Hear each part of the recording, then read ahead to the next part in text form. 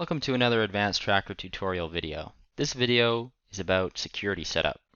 In the security setup, you can create a login for this screen here. You can also control who the login can see and what menu items they can control. The setup is very customizable and can be quite complex. So this is going to be a three-part series. In this video, we'll go over the basics. In the second video, we'll go a little bit more in depth. And in the third video, absolutely every detail will be covered. First step is we need to go into the Utilities menu, then select Security. Once you're in the Security menu, you'll have the list of all the current logins that have been created. You should see that you have an admin login and a manager login. These are two templates that we've created that make it easier to create new logins. The admin login has access to see employee rates, perform payroll export runs and holiday pay run calculations, and perform time bank run and vacation calculations, as well as adding new employee profiles. The manager login is more limited and can only approve times and do the schedule. They are also blocked from seeing hourly wages. The manager is also blocked from adding in new employee profiles and can only view the information in the employee profile. Let's say I wanted to create another admin user that can perform payroll exports and such.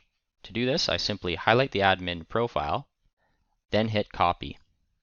Next step is I have to create a new user ID. All the user IDs need to be unique. Next, I need to create a password. Then we can assign a username. Here we enter the name of the person that will be using the login. You can also link the user to an employee. This will be covered in another video.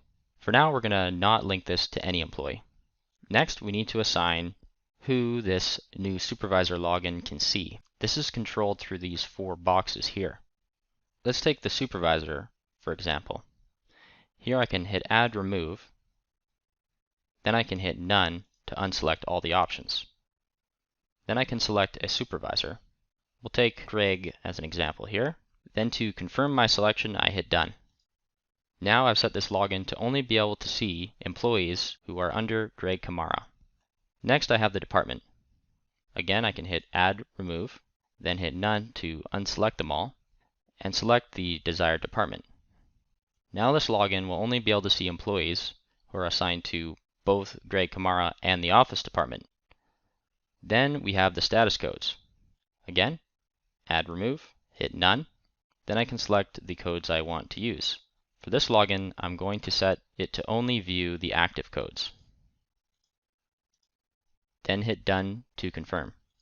Then we have our list of shift codes.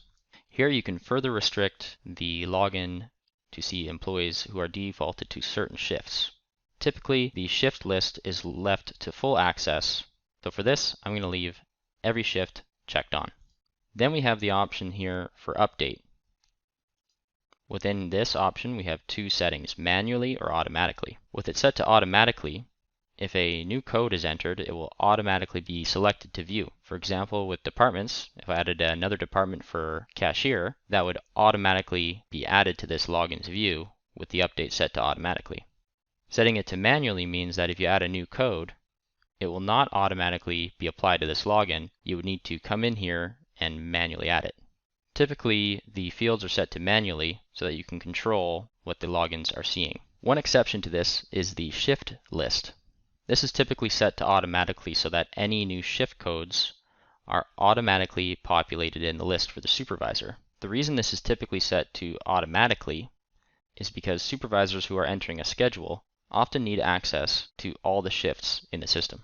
So what we have done so far is create a new login with admin level access that can only see active employees within the office department that are assigned to the Greg Kamara supervisor. If you wanted to create a login with manager level access, you would simply follow the same steps, but first copy the manager template. Then we hit update. We have now created a new supervisor login. Next, it is a good idea to sign in as this login just to verify that all the employees you expect to show up for them are showing up. We will now log in as this new supervisor. Then we will go to employees and check to see that all the employees we expect to see are listed here. Thank you for watching. For more advanced videos on this topic, click on one of the 2 videos shown here.